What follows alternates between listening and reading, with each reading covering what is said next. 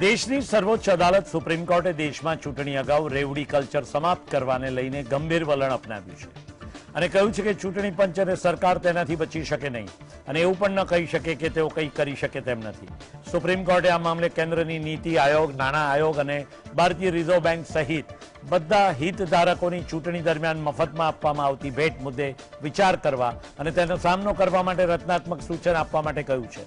Chief justice એન.વી. Ramana અને ન્યાયમૂર્તિ કૃષ્ણ મુરારી તથા ન્યાયમૂર્તિ હિમા કોહલીની ખંડપીઠે એક આઈપીએલ સુનાવણી કરતા રાજકીય દળો પર રેવડી કલ્ચરને ગંભીર મુદ્દો ગણાવ્યો હતો. સંકેત આપ્યો હતો કે તે આ મુદ્દાની સામેનો કરવા માટે સરકારના ઉપાય સૂચન કરવા માટે એક નિકાય સ્થાપિત કરવાનો આદેશ આપશે. મુખ્ય ન્યાયાધીશ એન.વી. રમન્નાએ કહ્યું કે કોઈપણ રાજકીય દળ રેવડી કલ્ચર મુદ્દા પર દલીલ કરવા માટે તૈયાર નહીં થાય. વરિષ્ઠ કપિલ સિબ્બલે કહ્યું હતું કે આ સૂચન પર પ્રક્રિયા આપતા કહ્યું આ મામલે સંસદમાં દલીલો થવી જોઈએ. નેશનલ હેરલ્ડ કેસમાં એન્ફોર્સમેન્ટ ડિરેક્ટોરેટની ટીમ બુધવારે સીલ કરાયેલી યંગ ઇન્ડિયા ઓફિસ પહોંચીને તપાસ શરૂ કરી છે. કોંગ્રેસના નેતા મલ્લિકાર્જુન ખડગે પણ યંગ ઇન્ડિયાના કાર્યાલયમાં પહોંચ્યા છે. ઈડીના અધિકારીઓ તેમની હાજરીમાં ઓફિસની તપાસ કરી. અગાઉ મલ્લિકાર્જુન ખડગે પોતે રાજ્યસભામાં કહ્યું કે મને ઈડીનું સમન્સ મળ્યું છે, હું કાયદાનું પાલન કરવા માંગુ છું, પરંતુ શું સંસદનું સત્ર ચાલુ હોય ત્યારે તેમને બોલાવવા યોગ્ય છે? શું પોલીસ માટે સોનિયા ગાંધી અને રાહુલ ગાંધીના નિવાસસ્થાનનો ઘેરાવ કરવો યોગ્ય છે? ઈડી સહિત અન્ય કેન્દ્રીય એજન્સીઓના કથિત દુરુપયોગને લઈને ગુરુવારે રાજ્યસભામાં ભાજપ અને કોંગ્રેસ વચ્ચે ઉગ્ર દલીલો થઈ હતી. બંને એકબીજા પર આરોપ લગાવ્યા હતા. વિપક્ષના નેતા મલ્લિકાર્જુન ખડગેએ કહ્યું કે ગૃહની બેઠક ચાલી રહી છે અને હું આ ગૃહનો સભ્ય પણ છું અને વિપક્ષનો નેતા પણ છું. મને આ સમયે ઈડી તરફથી વહેલા આવવા માટે સમન્સ મળી રહ્યા છે. તેમણે કહ્યું કે જ્યારે ગૃહ ચાલી રહ્યું હોય ત્યારે ઈડી દ્વારા મને બોલાવવા એ યોગ્ય કેટલે અંશે છે. भारतीय संसद के रिकॉग्नाइज नेता विरोधी दल को जब उसकी नोटिस लगी हो, ये महत्वपूर्ण है कि उनकी नोटिस लगी हुई है और उस पर चर्चा होनी हो, तो उसके पहले ईडी उनको समन करके बुलाए. समय दिया गया है कि 12:30 बजे आप आइए. 11 से लेकर 6 बजे तक सदन चलता है. अगर बुलाना आवश्यक था तो शनिवार को इतवार को बुला लेते, परंतु नियमावली का अपमान हुआ, संविधान का अपमान हुआ. યંગ ઇન્ડિયન ઓફિસ પર ઈડીની કાર્યવાહીને લઈને રાહુલ ગાંધીનો એક વિડીયો પણ સામે આવ્યો છે, જેમાં તેમણે કહ્યું કે નરેન્દ્ર મોદી અને અમિત શાહ દેશમાં લોકશાહી વિરુદ્ધ જે કંઈ કરી રહ્યા છે તેની સામે અમે ઊભા રહીશું. નેશનલ હેરલ્ડ કેસની તપાસ કરી રહેલા ઈડીએ બુધવારે યંગ ઇન્ડિયાની ઓફિસને સીલ કરી દીધી હતી. કોંગ્રેસ અધ્યક્ષ સોનિયા ગાંધી અને રાહુલ ગાંધીની લાંબી પૂછપરછ બાદ ઈડીએ આ કાર્યવાહી કરી છે.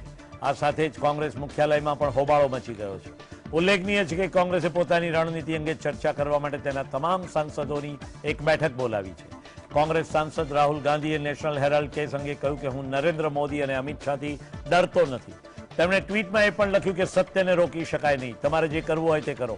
હું વડાપ્રધાનથી ડરતો નથી, હું હંમેશા દેશના હિતમાં કામ કરીશ. સાંભળી લો અને સમજી પણ લો. भागने की कौन बात कर रहा है? भागने की वो बात कर रहे हैं. देखिए, सुनिए बात. हम इंटिमिडेट नहीं होंगे, हम नरेंद्र मोदी से नहीं डरते हैं. समझ गए बात? कर लें जो करना है, कुछ फर्क नहीं पड़ेगा. जो हमारा काम है, जो सुनिए बोलने दीजिए, ठीक है. जो मेरा काम है देश की रक्षा करना, लोकतंत्र की रक्षा करना, देश में जो हार्मनी है उसको मेंटेन करना, वो मैं करता रहूंगा. ये कुछ भी कर लें कोई फर्क नहीं पड़ता. ઈડીએ નેશનલ હેરલ્ડ પેપર સાથે જોડાયેલા એક કથિત મની લોન્ડરિંગ કેસમાં યંગ ઇન્ડિયાની ઓફિસ સીલ કરી દીધી. જે બાદ કોંગ્રેસ અધ્યક્ષા સોનિયા ગાંધી, રાહુલ ગાંધી તેમજ કોંગ્રેસ કાર્યાલય બહાર મોટી સંખ્યામાં પોલીસ ખડકી દેવામાં આવી છે, જેને લઈને કોંગ્રેસ નેતા પી ચિદમ્બરમે સરકાર પર નિશાન તાક્યું. તો બીજી તરફ કેન્દ્રીય પ્રધાન પ્રહલાદ જોશીએ જવાબ આપતા કોંગ્રેસ શા માટે ડરી રહી છે તેવા સવાલ કર્યો હતો અને રાહુલ ગાંધી ઉપર પણ એમણે નિશાન તાક્યું હતું. Shows the extreme intolerance of this government, and today's adjournment is entirely because of the leader of the House, Mr. Piyush Goyal. In fact, he forced an adjournment of the House, and I think this deserves to be condemned. Congress party wanted to raise the issue that suddenly 300 policemen are sent to the Congress president's house, 300 policemen are sent to the former Congress president's house, some 200 policemen have surrounded the AICC office. What is all this? Are we at war with each other? भयग्रस्त होना चाहिए। I don't understand this logic. हमारे घर के सामने security ज्यादा बढ़ गए, ठीक है, आप सुरक्षित है मान के चलो ना। डर सता रहा है कि कुछ कार्रवाई हो सकती है पुलिस डिप्लॉयमेंट के बाद। नहीं, देखो जी, जो कुछ भी है कानून के हिसाब से होगा। इस देश में जुडिशरी बहुत एक्टिव और अच्छे जुडिशरी है, इसलिए जो कुछ भी कानून के हिसाब से होगा। और अगर कुछ कोई भी सरकार अगर कुछ गलत करते हैं तो कोर्ट्स है जी, कोर्ट में जाने के लिए इतना क्यों डरते हो? શિવસેનાના સાંસદ સંજય રાઉતને પાત્રા ચાલ કૌભાંડ કેસમાં રાહત મળે તેમ લાગતું નથી। કોર્ટે રાઉતને 8 ઓગસ્ટ સુધી ઈડીએ કસ્ટડીમાં મોકલી દીધા। સંજય રાઉતની કસ્ટડીનો સમય પૂરો થઈ ગયો હતો, ત્યારબાદ તેમને ઈડીની સ્પેશિયલ કોર્ટમાં રજૂ કરવામાં આવ્યા, જ્યાં કોર્ટે તેમને વધુ 5 દિવસ ઈડી કસ્ટડીમાં મોકલવાનો નિર્ણય કર્યો। ગત 31 જુલાઈએ દિવસભરની પૂછપરછ બાદ ઈડીએ મધરાતે તેમની ધરપકડ કરી હતી અને 1 ઓગસ્ટે ઈડીની વિશેષ અદાલતમાં મોકલવામાં આવ્યા। ઈડીએ તેની 8 દિવસની કસ્ટડી માંગી હતી, પરંતુ કોર્ટે તેને 4 ઓગસ્ટ સુધી કસ્ટડીમાં મોકલી દીધા હતા। ये ईडी ने जो बोला है, ये सब डॉक्यूमेंट जिसपे उन्होंने लिया है, ये सब डॉक्यूमेंट इनकम टैक्स और राज्यसभा के प्रतिज्ञा पत्र में हमने प्रोड्यूस किया है। उसमें कोई चोरी नहीं और कोई कैश नहीं। जो हुआ है वो सरकार के गवर्नमेंट के हिसाब से हुआ है, उसमें हमने चोरी की नहीं। मैं वापस एक बोलता हूँ, ये पॉलिटिकल केस है, इसमें संजय राउत को अटकाना चाहते हैं, ये संजय राउत को उद्धव जी से तोड़ना चाहते हैं और उद्धव जी को थोड़ा कम, उनकी ताकत कम करना चाहते हैं और उसमें कोई नहीं। धन्यवाद। પાત્ર ચૌલ જમીન કૌભાંડ એન્ફોર્સમેન્ટ ડિરેક્ટોરેટે સંજય રાઉતની પત્ની વર્ષા રાઉતને પણ મની લોન્ડરિંગ કેસમાં સમન્સ પાઠવ્યું। વર્ષા રાઉતના ખાતામાં ટ્રાન્ઝેક્શન સામે આવ્યા બાદ ઈડીએ આ સમન્સ જારી કર્યું। ઈડીએ તેની રિમાન્ડ કોપીમાં ઉલ્લેખ કર્યો છે કે પ્રવીણ રાઉત સાથે કેટલાક અજાણ્યા લોકોના ખાતામાંથી કરોડોની લેવડ દેવડ કરવામાં આવી છે અને હવે એન્ફોર્સમેન્ટ ડિરેક્ટોરેટે પતિ પત્ની બંનેની સામસામે પૂછપરછ કરી શકે છે। સમગ્ર દેશમાં હર ઘર તિરંગા મુહિમ ચલાવવામાં આવી રહી છે, ત્યારે કોંગ્રેસ નેતા રાહુલ ગાંધીએ હર ઘર તિરંગા મુહિમ ચલાવનારા દેશદ્રોહી સંગઠનથી નીકળેલા છે। તેઓએ 52 વર્ષ સુધી તિરંગો લહેરાવ્યો ન હતો। આઝાદીની લડાઈથી કોંગ્રેસ પાર્ટીને તે લોકો ત્યારે જ ન રોકી શક્યા જે આજે પણ નહીં રોકી શકે। આમ રાહુલ ગાંધી દ્વારા રાષ્ટ્રીય સ્વયંસેવક સંઘનું નામ લીધા વિના નિશાન તાકવામાં આવ્યું છે, જેના પર રાજકીય ગરમાવો સર્જાયો। संघ और संघ विचार को देश ने स्वीकारा है जी, और इतने बार स्वीकारा है। अभी इन लोग जो हमें स्वतंत्रता लाए ये सब बोल के कितने दिन पावर में थे, 400 से ज़्यादा सीट जो थे, अभी क्या स्थिति में है वो समझने दो। कितने स्टेट में पावर में थे और लोग हमारा विचारधारा स्वीकार किया। इसीलिए राहुल गांधी ऐसे तो उनका स्टेटमेंट को ज़्यादा इम्पोर्टेंस देने का ज़रूरत नहीं है, ऐसे मैं मानता हूँ।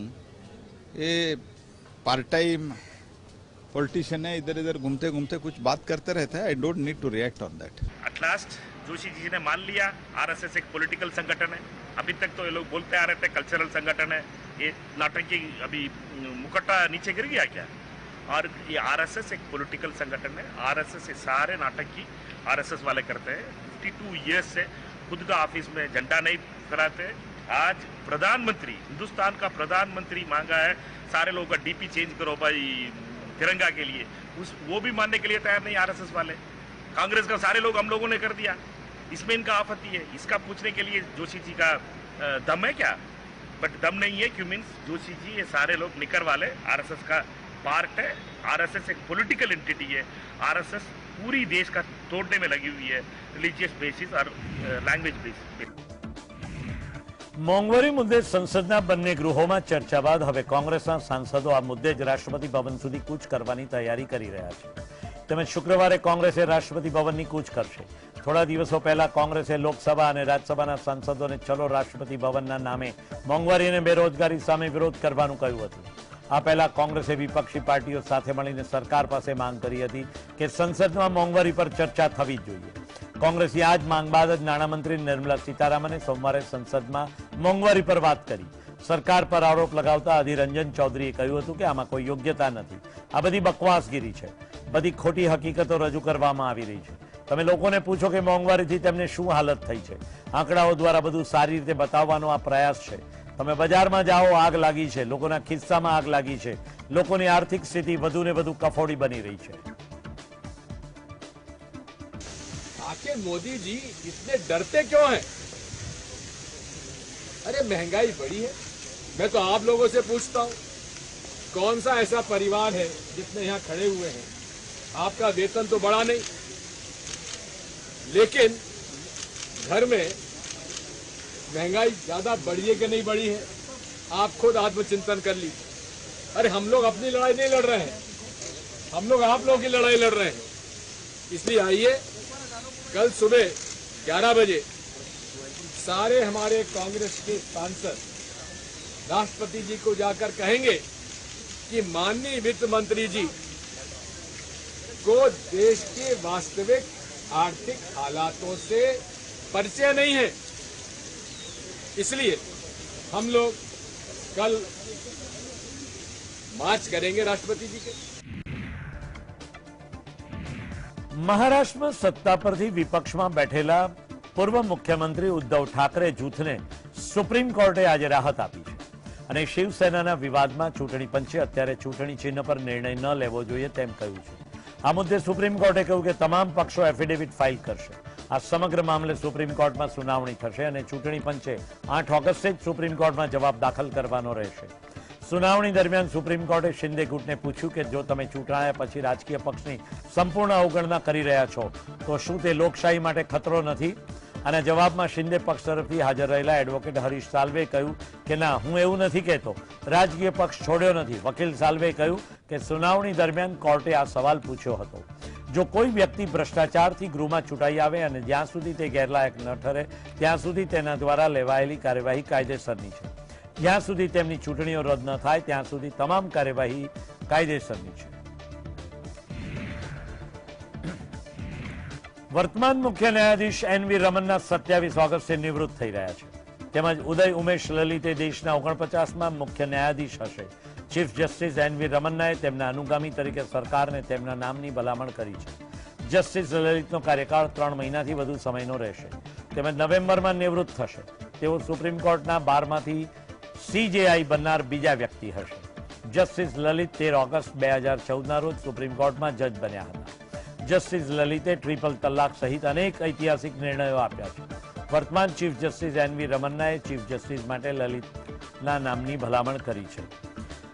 ઉલ્લેખનીય છે કે બુધવારે કાયદા મંત્રાલયે ચીફ જસ્ટિસ પાસેથી તેમના અનુગામીનું નામ માંગ્યું હતું. દેશની આર્થિક રાજધાની મુંબઈમાં વધુ એક વખત નશાના કારોબારનો પર્દાફાશ થયો છે. મુંબઈ પોલીસે પાલઘર જિલ્લામાં નાર્કોટિક્સ ડ્રગ્સનું મોટું કન્સાઇનમેન્ટ જપ્ત કર્યું છે, જેની કિંમત અંદાજે 1,004 કરોડ રૂપિયા છે. મહિલા સહિત 5 શખ્સોની ધરપકડ થઈ છે. જપ્ત કરાયેલા ડ્રગનું વજન 700 કિલોથી વધુ છે. મુંબઈ પોલીસના એન્ટી નાર્કોટિક સેલ દ્વારા કાર્યવાહી કરવામાં આવી છે. નાલા સોપારા વિસ્તારમાંથી 703 કિલો એમડી ડ્રગ્સ મળી આવ્યું. સેલના ડીસીપી દત્તા નેલવડે જણાવ્યું હતું કે આ કેસમાં 5 ડ્રગ પરલર્સની ધરપકડ પણ કરવામાં આવી છે. બાતમીદાર પાસેથી માહિતી મળી હતી કે આ ફાર્માસ્યુટિકલ ફેક્ટરીમાં પ્રતિબંધિત દવા મેફેડ્રોન બનાવવામાં આવી રહી છે. ડીસીપીએ જણાવ્યું કે મુંબઈમાં 4 આરોપીઓની ધરપકડ કરવામાં આવી છે, જ્યારે નાલા સોપારામાં વધુ એક વ્યક્તિની ધરપકડ કરવામાં આવી. મેફેડ્રોન મ્યાઉ મ્યાઉ અથવા તો એમડી તરીકે પણ ઓળખવામાં આવે છે. કૃત્રિમ પાવડર ધરાવે છે જે ઉત્તેજક છે અને narcotics drug MD psychotropic substances act હેઠળ તેને પ્રતિબંધિત માદક પદાર્થ ગણવામાં આવે છે. ફોર્ચ્યુન 500ની યાદીમાં એલઆઈસીને સ્થાન મળ્યું છે. 2022ની ફોર્ચ્યુન 500ની યાદીમાં રિલાયન્સ ઇન્ડસ્ટ્રીઝને 51મા સ્થાનની છલાંગ લગાવી 104મા સ્થાને પહોંચી ગઈ. એલઆઈસી દેશની સૌથી મોટી વીમા કંપની છે, જેની આવક $97.26 બિલિયન છે અને નફો $553.8 મિલિયન છે. તાજેતરમાં બહાર પાડવામાં આવેલી ફોર્ચ્યુન 500ની યાદીમાં એલઆઈસી 98મા ક્રમે છે. આ યાદીમાં અમેરિકાની રિટેલ કંપની વેલમાર્ટ ટોપ પર છે. આ યાદીમાં કુલ 9 ભારતીય કંપનીઓ છે, જેમાંથી 5000 જાહેર ક્ષેત્રની અને 4 ખાનગી ક્ષેત્રની છે. ભારતીય કંપનીઓમાં માત્ર LIC જ રિલાયન્સથી ઉપર છે. ઇન્ડિયન ઓઇલ કોર્પોરેશન એટલે કે IOC 28મા સ્થાનની છલાંગ લગાવીને 142મા સ્થાને પહોંચી ગઈ. Oil and natural gas corporation 16 સ્થાનેથી વધીને 190 પર છે.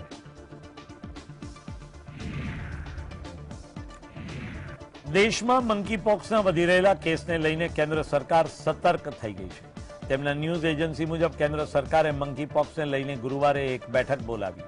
ટોચના આરોગ્ય નિષ્ણાતોની આ બેઠકમાં મંકીપોક્સનો સામનો કરવા માટેની વ્યવસ્થા પર પુનર્વિચાર કરવાની જરૂરિયાત પર ભાર મૂકવામાં આવ્યો હતો.